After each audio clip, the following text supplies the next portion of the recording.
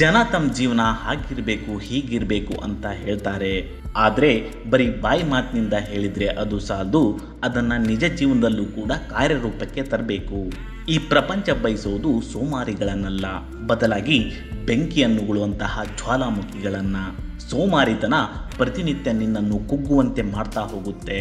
ನಾಳೆ ಮಾಡಿದ್ರಾಯ್ತು, ನಾಳೆ ಹೋದ್ರಾಯ್ತು ಅಂತ ನೀನು ಪ್ರತಿದಿನ ನಿನ್ನ ಕೆಲಸವನ್ನು ಮುಂದೆ ಹಾಕ್ತಾ ಹೋದರೆ ನಿನ್ನ ಸೋಮಾರಿತನ ನಿನ್ನಲ್ಲಿ ಆಲಸಿತನವನ್ನು ಬೆಳೆಸುತ್ತಾ ಹೋಗುತ್ತೆ. ನಮ್ಮ ಹಿರಿಯರು ಒಂದು ಮಾತು ಹೇಳ್ತಾರೆ, ನಾಳೆ ಮಾಡೋ ಕೆಲಸ ಇವತ್ತೇ ಮಾಡು, ಇಂದು ಮಾಡೋ ಕೆಲಸ ಈಗಲೇ ಮಾಡು ಅಂತ. ಅವರು ನಿಜವಾಗ್ಲೂ ಆ ಮಾತನ್ನು ಸುಮ್ಮನೆ ಹೇಳಿಲ್ಲ.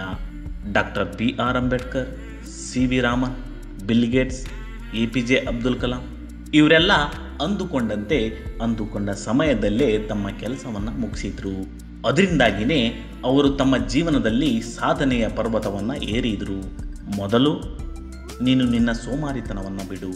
ಯಾವುದೇ ಸಂದರ್ಭದಲ್ಲೂ ಕೂಡ ಹಿಡಿದ ಹಠವನ್ನು ಮಾತ್ರ ಬಿಡಬೇಡ. ತುಂಬಿದ ಜೇಬು 100 ಆಟ ಆಡಿಸುತ್ತೆ ನಿಜ, ಆದರೆ ಅದೇ ಜೇಬು ಖಾಲಿಯಾದರೆ 100 ಪಾಠ ಕಲಿಸುತ್ತೆ. ಕಷ್ಟಪಟ್ಟು ಸಾಧಿಸ್ತೀನಿ ಅಂತ ಕನಸು ಕಾಣೋದು ಬಿಟ್ಟು ಶ್ರಮ ಪಡ್ತಾ ಇರು. ಬೆಟ್ಟದಷ್ಟು ಸಾಧಿಸಬಹುದು.